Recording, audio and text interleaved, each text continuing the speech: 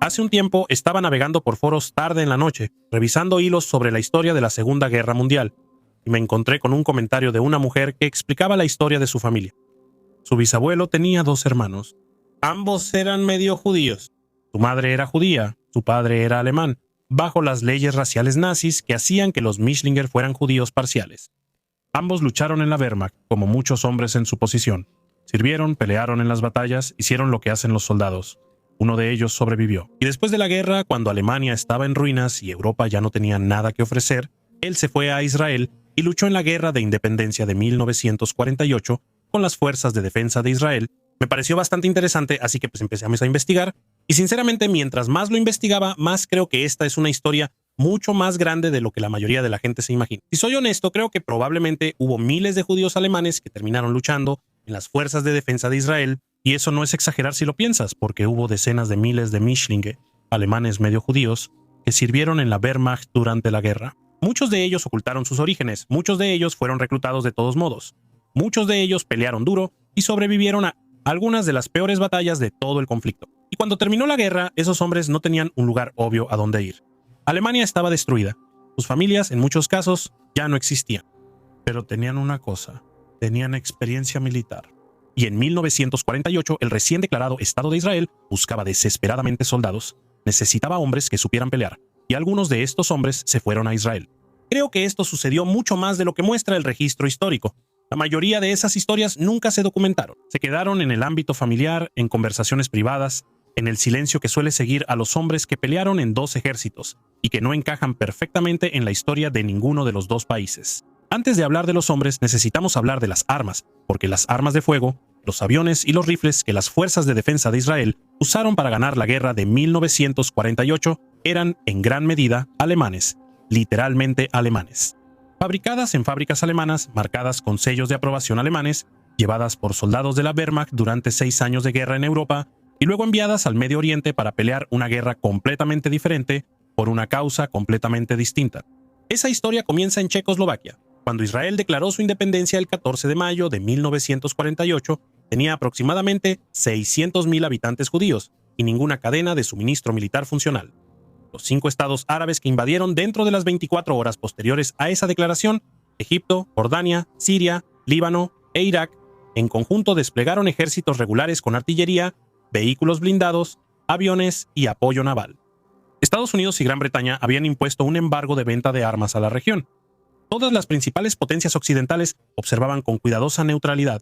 Israel tenía la Haganah, la organización paramilitar previa al Estado que había estado combatiendo a las milicias árabes durante el periodo de la Guerra Civil, y contaba con las armas que esos combatientes habían logrado adquirir o fabricar de manera clandestina. Lo que no tenía era el poder de fuego para sobrevivir a una guerra convencional contra 5 ejércitos al mismo tiempo.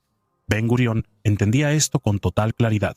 Llevaba meses preparándose para ello. Sus agentes habían estado trabajando por toda Europa y Norteamérica, buscando armas donde quiera que pudieran encontrarlas, operando a través de empresas fachada, manifiestos falsos y funcionarios sobornados. Y el único gobierno que estaba dispuesto a negociar abiertamente era uno que nadie esperaba. Checoslovaquia, un estado satélite soviético apenas a 3 años de la ocupación nazi, tenía un enorme arsenal de equipo militar alemán que sus fábricas habían estado produciendo hasta las últimas semanas de la guerra. Los checos necesitaban divisas extranjeras. Israel necesitaba armas. Stalin, calculando que un estado judío en Medio Oriente podría inclinarse hacia el socialismo y contrarrestar la influencia británica en la región, dio su aprobación. El trato estaba hecho. Lo que Israel recibió de Checoslovaquia bajo la Operación Balak no fue un montón de sobrantes y piezas sueltas.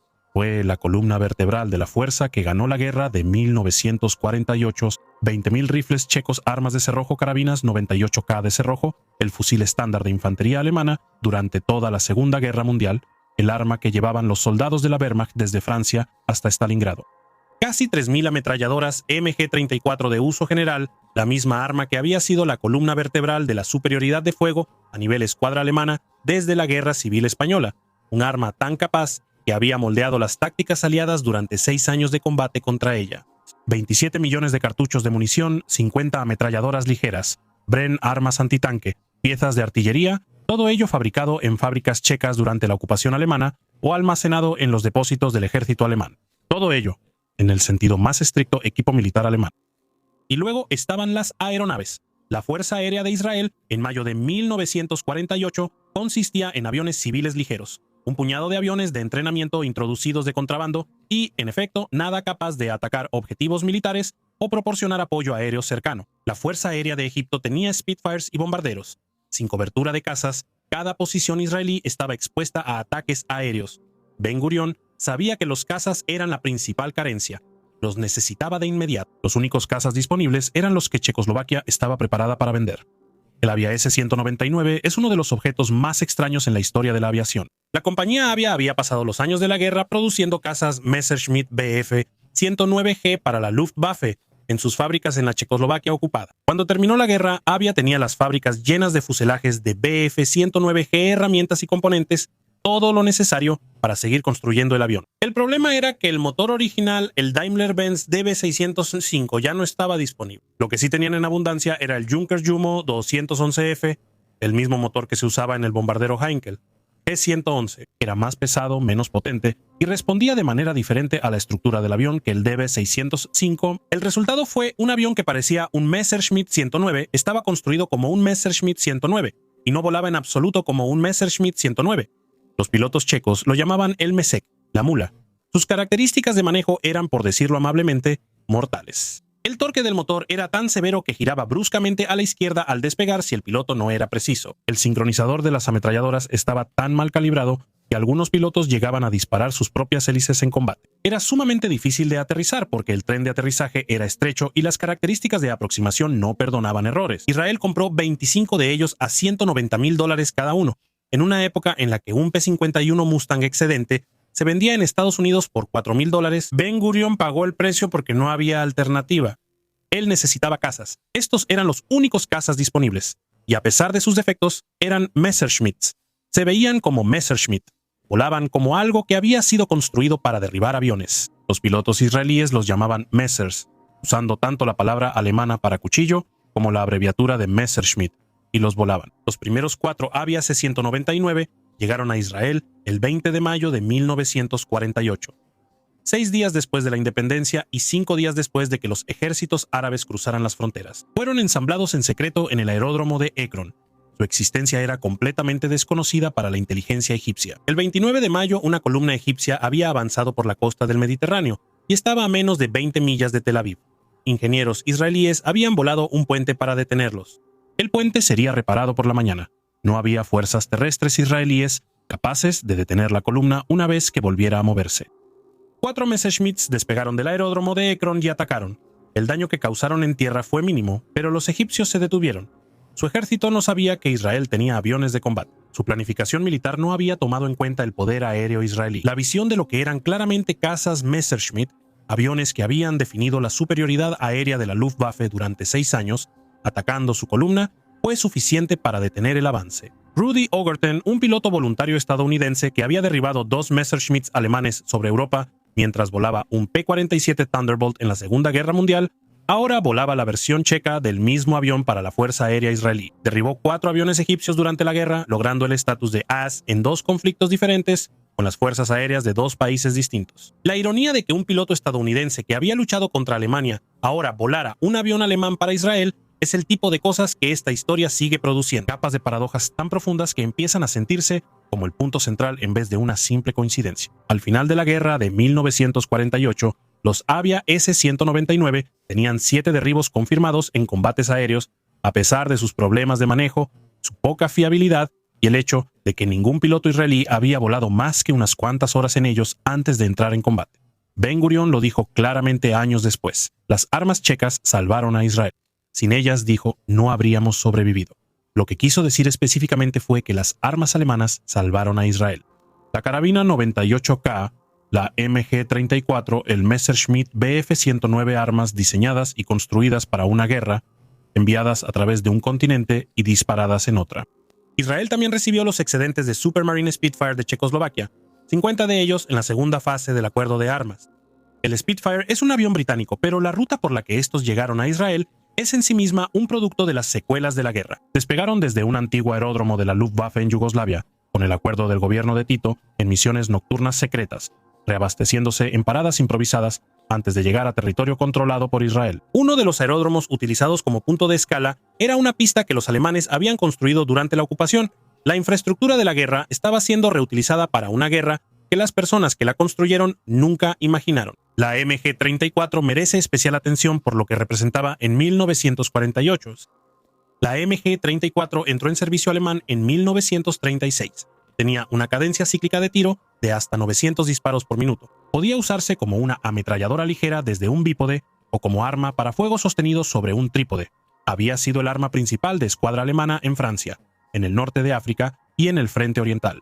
En todos los teatros donde la infantería de la Wehrmacht luchó durante 6 años, la infantería aliada aprendió, a veces de manera fatal, exactamente cómo sonaba una MG-34. Su sonido distintivo era lo suficientemente diferente de las armas aliadas que los veteranos experimentados podían identificarlo solo con el oído en medio de un tiroteo.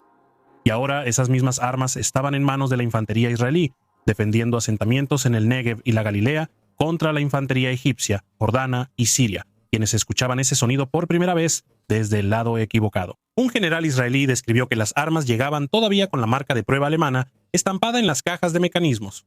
Los soldados que las usaban sabían exactamente qué eran y no les importaba. Lo que importaba era que funcionaban.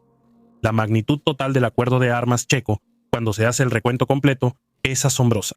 Además de los aviones y las ametralladoras, Israel recibió versiones checas de piezas de artillería alemanas, miles de pistolas, granadas antitanque y equipo especializado, todo lo cual fue directamente a unidades militares israelíes que existían desde hacía semanas, no años. Antiguos técnicos e instructores militares checoslovacos viajaron a Israel para entrenar a las nuevas fuerzas de defensa de Israel en el uso de las armas. Algunos de ellos hablaban alemán con más fluidez que hebreo. El entrenamiento de los pilotos israelíes en el Avia S-199 se realizó en parte en alemán, utilizando manuales de la época de la Luftwaffe por instructores checos que ellos mismos habían aprendido sobre la aeronave a partir de documentación alemana. La Fuerza Aérea de Israel, en sus primeras semanas operativas, fue en cierto sentido práctico una traducción de los procedimientos de la Luftwaffe a un nuevo contexto. Esta es la base sobre la que descansa todo lo demás en esta historia. Las armas alemanas llegaron primero, los soldados alemanes llegaron después. Para entender quiénes eran esos soldados, necesitas entender lo que la guerra le había hecho a un grupo muy específico de personas. El historiador Brian Mark Rigg pasó la mayor parte de los años 90 recorriendo Alemania y Austria en bicicleta, tocando puertas y realizando entrevistas. Lo que él buscaba eran los hombres a los que los nazis llamaban Mischlinge, los judíos parciales, los medio judíos y los judíos de cuarto, los hombres que caían en las categorías raciales definidas por las leyes de Nuremberg de 1935. Lo que encontró al compilar su investigación fue una cifra que sorprendió incluso a los especialistas en el campo. Aproximadamente 150.000 hombres de ascendencia judía parcial sirvieron en la Wehrmacht durante la Segunda Guerra Mundial. Entre ellos había mariscales de campo, generales, almirantes y oficiales de combate condecorados en todos los niveles. Alrededor de 20 de ellos recibieron la Cruz de Caballero, la condecoración militar más alta de Alemania por valentía en el campo de batalla. Su libro Los soldados judíos de Hitler, publicado por la University Press of Kansas y ganador del premio William E. Colby de Historia Militar, es la obra fundamental sobre este tema. Helmut Schmidt, ex canciller de Alemania Occidental, quien él mismo había servido como oficial de la Luftwaffe durante la guerra, lo recomendó como una lectura esencial. Estos hombres ocupaban una posición que era prácticamente imposible de describir. El Estado nazi los había clasificado como impuros, su ascendencia los hacía legalmente inferiores, restringía sus derechos y, en muchos casos, destruía a sus familias. Pero la Wehrmacht necesitaba soldados y muchos Mischlinge habían sido criados como alemanes en todos los sentidos culturales, sin ninguna identidad religiosa o étnica que los conectara con el judaísmo. Habían crecido celebrando la Navidad, asistiendo a iglesias alemanas, hablando alemán como su único idioma y considerándose alemanes en todos los aspectos importantes. Las leyes raciales no cambiaron esa identidad interna, aunque les quitaron su estatus legal, y por eso muchos de ellos sirvieron. Algunos fueron reclutados y no tuvieron opción. Algunos se ofrecieron como voluntarios porque el servicio militar era la única forma que les quedaba para demostrar lealtad y proteger a sus familias. Algunos se ofrecieron como voluntarios porque crecieron en familias militares y no veían otro camino. Algunos, francamente, creían en defender a Alemania, incluso cuando Alemania estaba destruyendo a personas emparentadas con ellos por sangre. El enfoque de la Wehrmacht hacia los Mischlinger fue, según la descripción de Rick, errático, ambivalente y contradictorio. Una orden en abril de 1940 requería que todos los medio judíos fueran dados de baja del servicio militar. Muchos oficiales al mando simplemente la ignoraron porque necesitaban a sus hombres más experimentados. Un sistema de exenciones permitía a los individuos solicitar directamente a Hitler el permiso para continuar sirviendo y Hitler firmó personalmente cientos de estas órdenes de exención, dedicando tiempo a revisar casos individuales, incluso en medio de crisis operativas. Para 1944, a medida que la crisis de mano de obra en Alemania se volvió catastrófica, hubo propuestas para reclutar a todos los Mischlinger restantes, sin importar la política anterior. En los últimos meses de la guerra, hombres que habían sido dados de baja en 1940 pasaron años en campos de trabajo y vieron cómo el Estado al que habían servido destruía a sus familias. Fueron llamados de nuevo a filas para defender ciudades que ya estaban ardiendo. La experiencia de estos hombres en combate no fue marginal. Lucharon en las mismas batallas que todos los demás. Estuvieron en Moscú, en Stalingrado, en el norte de África, en Kursk y en Normandía. Ganaron las mismas condecoraciones, sufrieron las mismas bajas y soportaron las mismas condiciones. Werner Goldberg, un soldado medio judío cuya fotografía apareció en un anuncio de reclutamiento nazi en 1939 con la leyenda "El soldado alemán ideal", participó en la invasión de Polonia. Erhard Milch, cuya ascendencia judía era un secreto a voces en las altas esferas de la Luftwaffe, ascendió al rango de mariscal de campo y supervisó la producción industrial de la Fuerza Aérea. Göring, cuando le informaron sobre los orígenes de Milch, supuestamente dijo que él decidiría quién era judío en la Luftwaffe. Estas no eran figuras ocultas operando en los márgenes. Ellos eran fundamentales para el esfuerzo militar alemán en todos los niveles. Lo que importa para esta historia es lo que les sucedió a esos hombres después de 1945. Muchos de ellos salieron de la guerra con experiencia de combate que abarcaba años y múltiples frentes. Habían luchado en Francia, en el norte de África, en los Balcanes, en el frente oriental. Algunos de ellos habían sobrevivido a las peores campañas de toda la guerra: la retirada de Moscú, los combates en Stalingrado, el interminable desgaste del frente oriental durante 1943 y 1944. Tenían ese tipo específico de dureza que solo se obtiene tras un servicio prolongado en el frente, en condiciones que mataron a la mayoría de los hombres que los rodeaban. Y cuando terminó la guerra, se encontraron en una Alemania que no tenía lugar para ellos ni interés en su historia. El nuevo Estado de Alemania Occidental no estaba dispuesto a discutir la complejidad de lo que les había sucedido a los hombres de ascendencia mixta bajo el régimen nazi. La comunidad judía, en muchos casos, no recibió bien a los hombres que habían vestido uniformes de la Wehrmacht, y con razón. Habían servido a un Estado que había asesinado a millones. Estos hombres existían en una tierra de nadie en la posguerra, tan definida como la que habían navegado durante la propia guerra.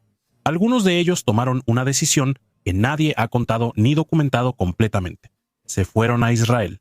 El camino no fue sencillo. Después de 1945, la principal ruta de migración hacia Palestina pasaba por los campos de desplazados, las enormes redes de refugiados dispersas por Alemania, Austria e Italia, que albergaban a los sobrevivientes de la destrucción de la guerra que no tenían a dónde ir. El movimiento Brecher, organizado por la Haganah y más tarde por la Agencia Judía, estaba trasladando personas a través de estos campos y hacia los puertos del Mediterráneo, donde los barcos esperaban para burlar el bloqueo naval británico. El movimiento operaba de manera bastante informal.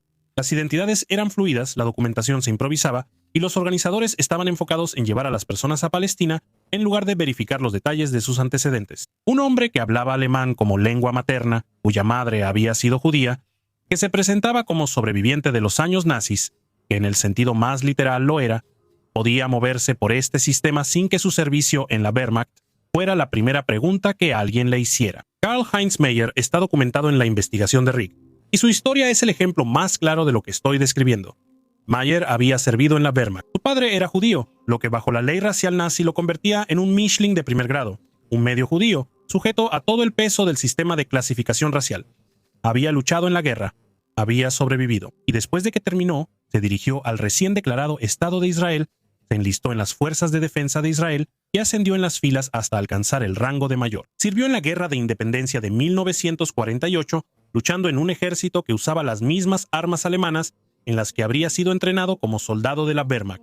Pero aquí está el detalle que creo que te dice todo sobre la extraña posición que ocupaban estos hombres. Cuando las autoridades israelíes revisaron los antecedentes de Meyer, le dijeron que no era judío. Según la ley religiosa judía, el judaísmo se transmite por la madre, su madre no era judía, su padre sí lo era. Así que para los nazis, él había sido un judío, perseguido y clasificado durante 12 años por la ascendencia de su padre. Y para el Estado de Israel, él era un gentil, sin derecho al reconocimiento religioso, que lo habría hecho un miembro pleno de la comunidad que estaba luchando por construir. Podía portar un rifle por Israel, podía morir por Israel, podía llegar al rango de mayor en las Fuerzas de Defensa de Israel, pero oficialmente, institucionalmente, no pertenecía a ninguno de los dos mundos. Los nazis lo llamaron judío. Los israelíes lo llamaron goy.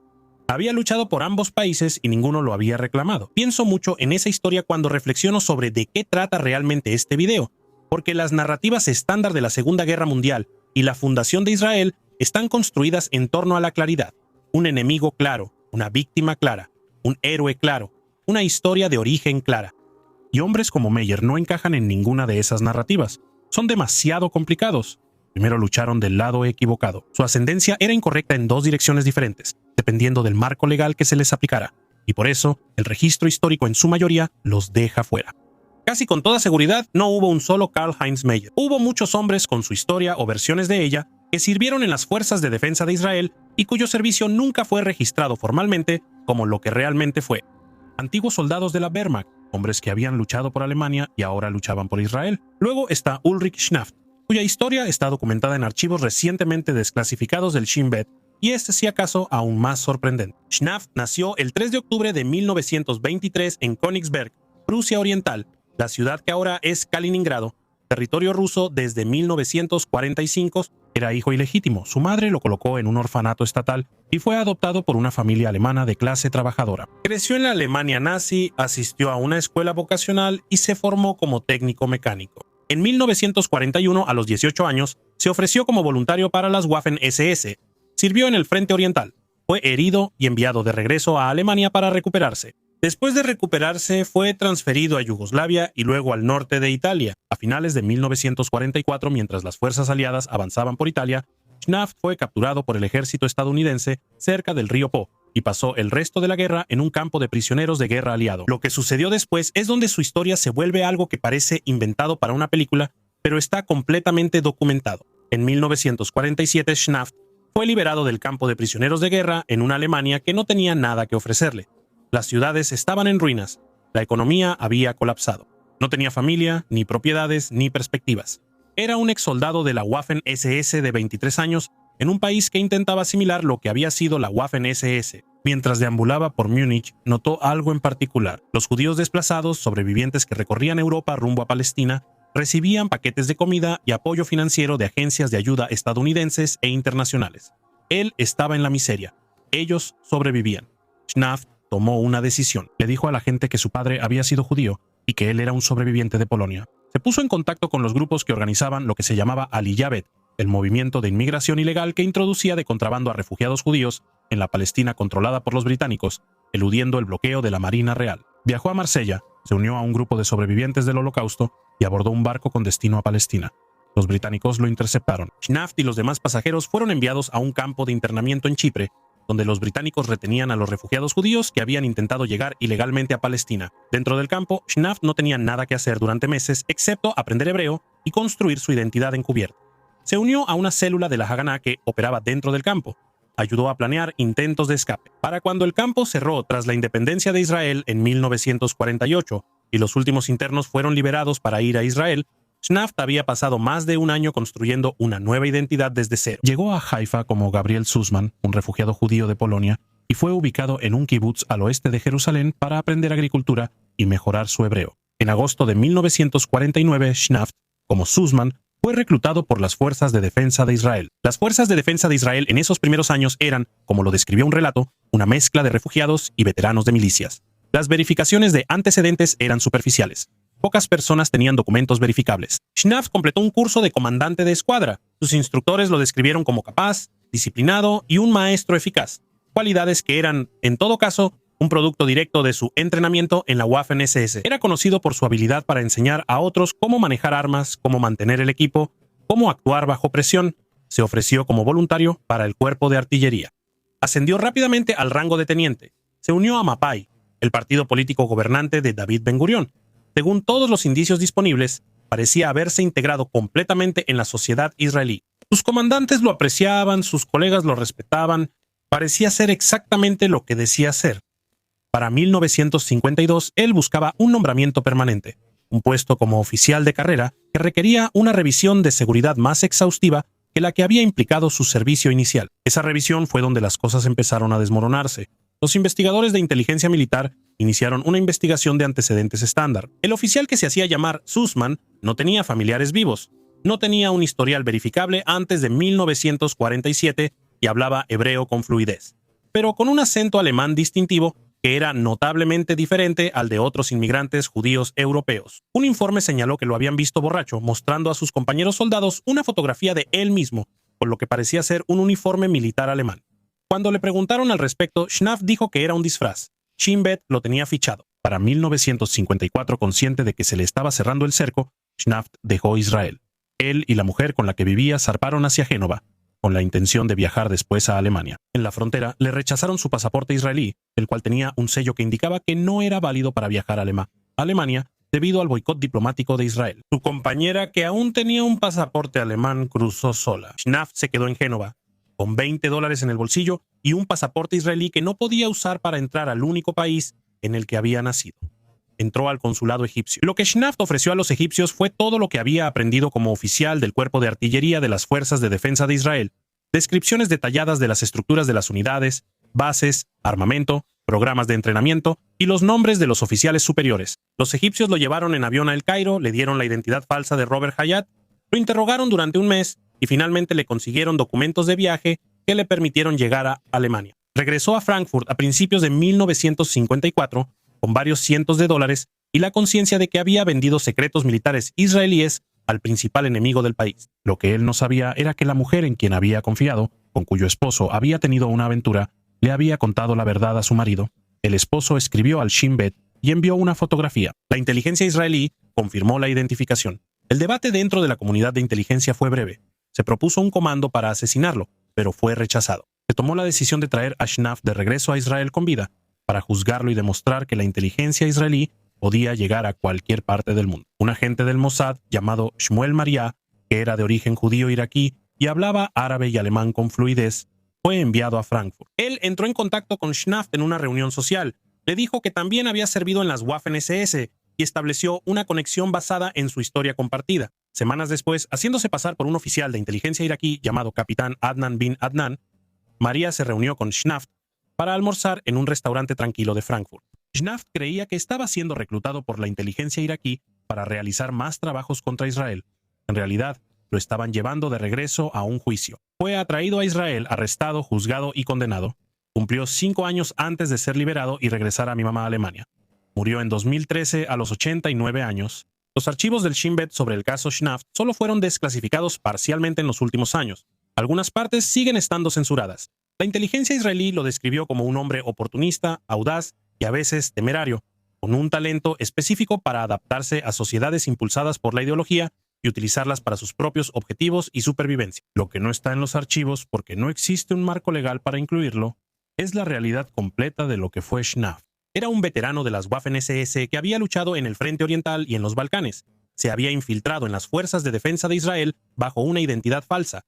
Había ascendido al rango de oficial y había servido en ese ejército durante 3 años. Las fuerzas de defensa de Israel no buscaban hombres como él, pero en el caos del Estado naciente, con su desesperada necesidad de soldados y sus revisiones de antecedentes superficiales, hombres como él encontraron la manera de entrar. El contexto más amplio de todo esto es el Gachal, el acrónimo de Yus Hutz La'aretz en hebreo, que significa reclutamiento en el extranjero. Era el programa formal de las fuerzas de defensa de Israel que reclutaba voluntarios judíos del extranjero durante la guerra de 1948. Aproximadamente 23,000 personas llegaron a través de Gachal, la mayoría de ellas reclutadas de los campos de personas desplazadas en Alemania, Austria e Italia, y de las redes de refugiados dispersas por toda Europa tras la guerra. Estas eran personas que habían sobrevivido los años del régimen nazi de una forma u otra y que ahora se dirigían al nuevo Estado. Los reclutas de Gachal representaron aproximadamente una cuarta parte de la fuerza total de las fuerzas de defensa de Israel, y se estima que un tercio de los combatientes de primera línea durante la guerra de 1948 fueron desproporcionadamente importantes en las unidades de infantería que realizaron los combates más duros.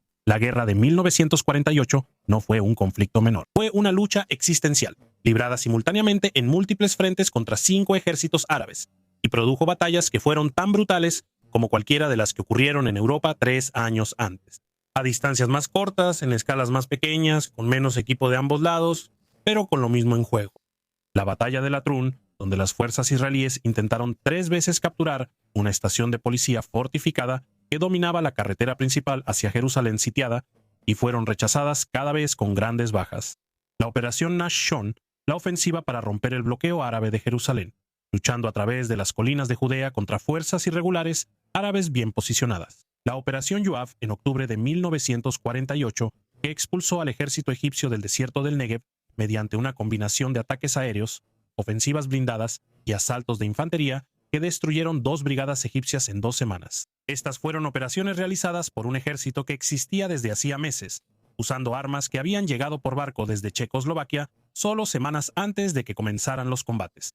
Dirigido por oficiales que, en muchos casos, habían sido comandantes de milicias sin experiencia militar convencional, complementados por soldados reclutados de campos de refugiados europeos cuyos antecedentes nadie había examinado de cerca. Entre los hombres que pasaron por Gachal y pasaron a formar parte de la infantería de las fuerzas de defensa de Israel en esas batallas, había entre sus filas veteranos de la Wehrmacht y la Waffen-SS que habían cruzado el Mediterráneo y llegado a un nuevo país. Algunos de ellos habían luchado en Stalingrado, algunos habían combatido en Normandía, algunos habían defendido el frente oriental durante las catastróficas retiradas alemanas de 1943 y 1944.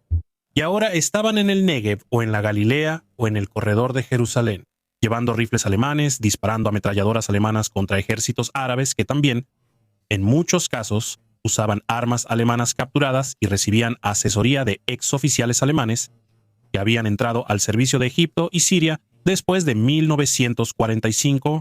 Las armas alemanas estaban en ambos bandos de la guerra de 1948. La experiencia militar alemana estaba en ambos bandos de la guerra de 1948. Las carreras de los hombres que habían servido al Tercer Reich después de la guerra tomaron múltiples caminos. Algunos a Israel, algunos a Egipto, algunos a la Legión extranjera francesa en Indochina, algunos a los servicios de inteligencia de las potencias occidentales, algunos a vidas tranquilas en países sudamericanos que no habían hecho demasiadas preguntas. Lo que la guerra produjo a nivel humano no fue claridad, sino dispersión. Hombres se dispersaron por todos los rincones del mundo de posguerra, llevando consigo sus habilidades y su experiencia, y utilizándolas en conflictos que no tenían una relación evidente con aquel para el que originalmente habían sido entrenados para luchar. También está el Mahal, los voluntarios extranjeros que llegaron como combatientes individuales en lugar de a través de la red de desplazados. Aproximadamente 4.400 voluntarios de Mahal vinieron de 58 países. La mayoría eran judíos provenientes de Gran Bretaña, Estados Unidos, Canadá y Sudáfrica. La mayoría había servido en los ejércitos aliados durante la Segunda Guerra Mundial.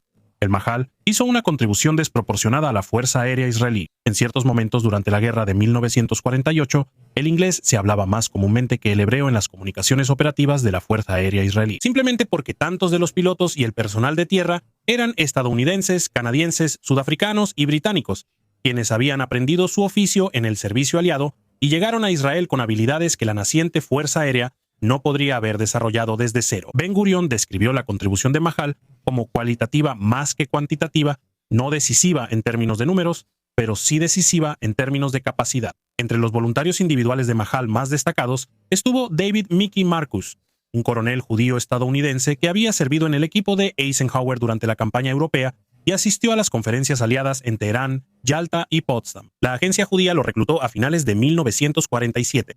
Él escribió manuales de entrenamiento para la Haganá, formuló tácticas de pequeñas unidades para el desierto, luchando contra el ejército egipcio, y supervisó la construcción de la carretera de Birmania, la ruta alternativa alrededor de las posiciones árabes que rompió el sitio de Jerusalén en mayo de 1948 y salvó a la población judía de la ciudad de la rendición. En mayo de 1948, las fuerzas de defensa de Israel nombraron a Marcus general, siendo la primera persona en ostentar ese rango en un ejército judío en casi 2000 años. Murió accidentalmente 3 semanas después, cuando un centinela israelí le disparó al no reconocerlo en la oscuridad fuera de su cuartel general. Está enterrado en West Point. El Maal también incluía a hombres de origen alemán con experiencia militar alemana, documentados aunque rara vez mencionados, cuyos caminos hacia Israel fueron lo suficientemente complicados como para que las historias no se detuvieran en ellos. Gordon Levitt, un piloto británico no judío reclutado por agentes de la Haganá en Europa a principios de 1948,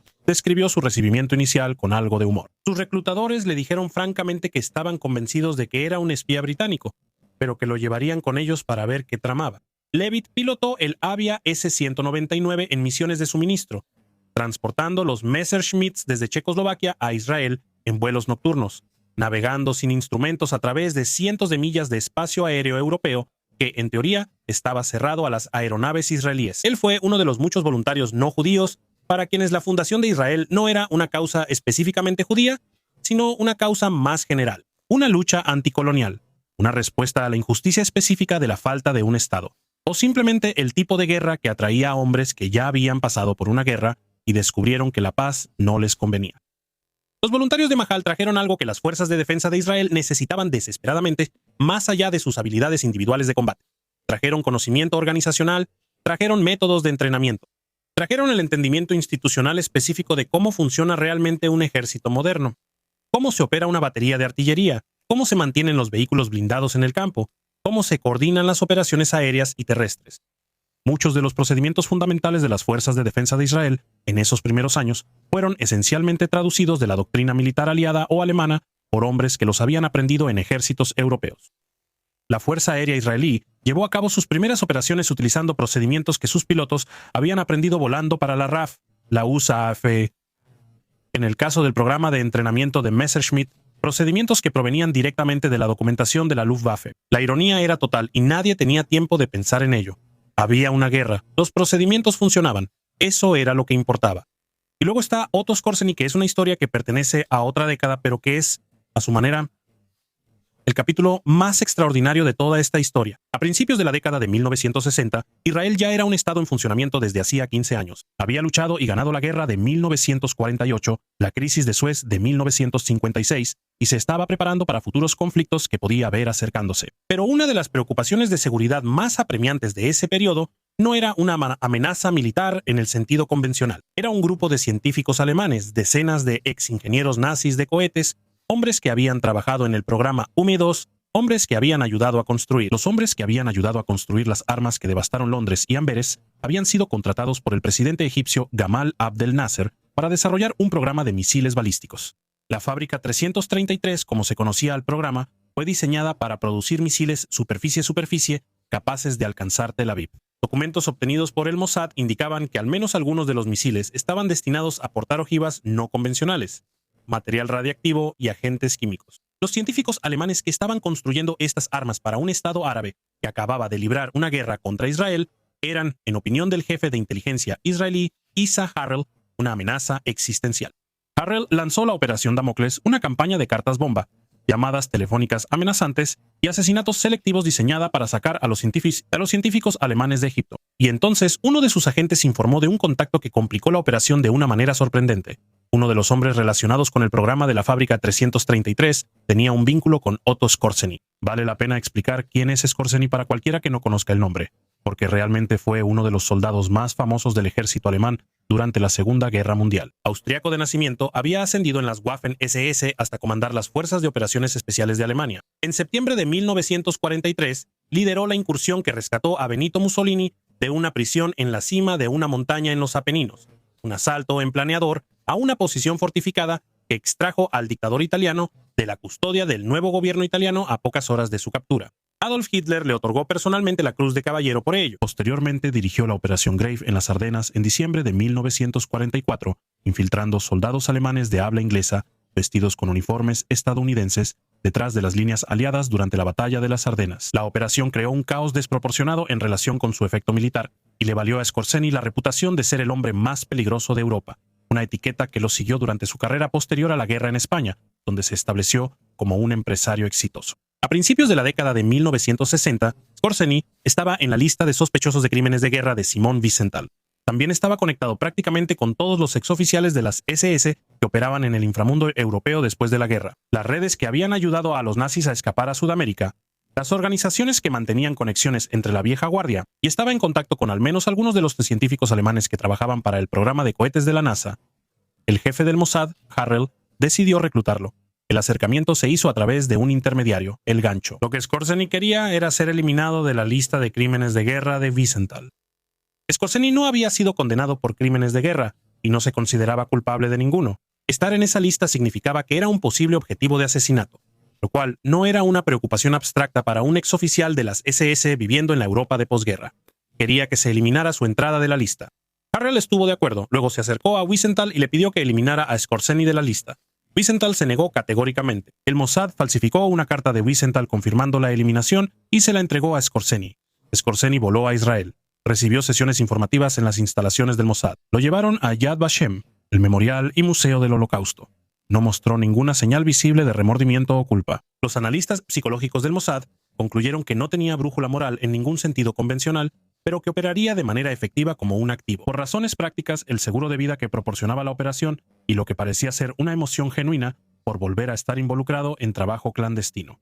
Regresó a Europa y comenzó a entregar. Viajó a Egipto y compiló una lista detallada de cada científico alemán que trabajaba en la fábrica, 333, sus nombres, direcciones, miembros de la familia y conexiones. Proporcionó los nombres de empresas fachada europeas que estaban adquiriendo y enviando componentes para el programa de misiles. Envió al menos una carta bomba y participó en al menos un asesinato. El asesinato de Heinz Krug, un empresario radicado en Múnich, cuya empresa era una de las principales fachadas de adquisición para la fábrica 333. Krug desapareció en septiembre de 1962 y nunca fue encontrado. Según los periodistas israelíes Yossi Melman y Dan Raviv, quienes tuvieron acceso a los archivos del Mossad, Skorzeny fue quien apretó el gatillo. Yosef Ranan, el oficial del Mossad que manejaba a Skorzeny, había perdido a su madre y a su hermano en el Holocausto. Era un hombre que tenía más motivos personales que casi nadie para despreciar a Otto Skorzeny y todo lo que él representaba. De todos modos, lo manejó porque la amenaza que representaban los científicos alemanes para Israel era real, y el acceso de Skorzeny a esos científicos también era real. Y en el mundo de la inteligencia, la pregunta sobre lo que un hombre ha hecho siempre es secundaria frente a la pregunta de lo que puede hacer ahora. Cuando Skorzeny murió en Madrid en 1975, exoficiales de las SS se reunieron en su funeral en Viena y le dieron el saludo hitleriano sobre su ataúd. Ese día también estuvo presente otro hombre, Joseph Ranan, ya retirado, quien voló a la ceremonia por su cuenta para rendir homenaje a su antiguo agente. No dijo nada públicamente sobre por qué estaba allí.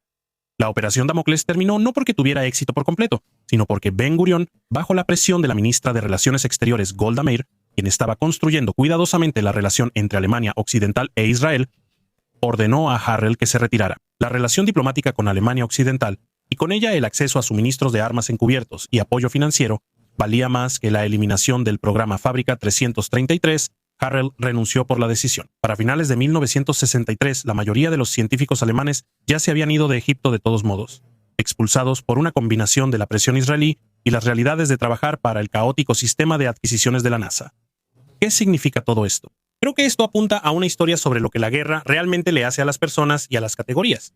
La Segunda Guerra Mundial produjo un tipo de resultados humano muy específico, hombres que no encajaban en las categorías en las que el mundo de la posguerra quería meterlos. El Mischlinger, que había luchado por Alemania y luego luchó por Israel. El veterano de las Waffen-SS, que llegó a ser oficial de las Fuerzas de Defensa de Israel, el excomando nazi, que se convirtió en asesino del Mossad. Estos no son casos aislados ni anomalías. Esto es lo que sucede cuando una guerra que mata a decenas de millones de personas durante 6 años crea unas consecuencias para las que nadie estaba preparado. Las armas cuentan la misma historia de una manera más concreta. El Karabiner 98K fue diseñado en Alemania, producido en fábricas alemanas y llevado por soldados alemanes a lo largo de toda la Europa ocupada. Terminó en manos de la infantería israelí defendiendo la Galilea contra las tropas sirias, que también usaban armas alemanas capturadas. El Messerschmitt Bf-109, el principal caza alemán de toda la guerra, voló sus últimas misiones de combate con la estrella de David pintada en su fuselaje. La MG-34, que había abatido a la infantería soviética en el frente oriental, fue utilizada para defender los kibutzim en el Negev.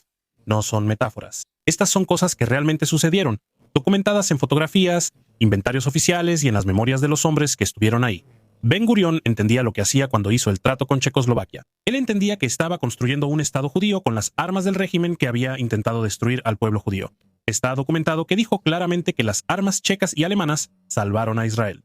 No se avergonzaba de esto. Era un hombre práctico en una situación imposible, y los hombres prácticos toman lo que está disponible. Los soldados están menos documentados. Los Karl-Heinz Meyers y los Ulrich Schnafts están en los registros históricos en parte por accidente. Meyer, porque Rick lo encontró por casualidad mientras recorría Alemania en bicicleta recolectando entrevistas. Schnaft, porque su caso de espionaje produjo archivos de inteligencia desclasificados. Los hombres que pasaron por Gachal, que se movieron por los campos de personas desplazadas y entraron a las Fuerzas de Defensa de Israel sin que nadie registrara su servicio en la Wehrmacht, no están en los registros en absoluto. Aparecen en historias familiares como la que inició este video, el comentario de una mujer en un foro tarde en la noche, describiendo al hermano de su abuelo, quien había luchado por Alemania y luego luchó por Israel, y cuya historia nunca había sido parte de ninguna historia oficial.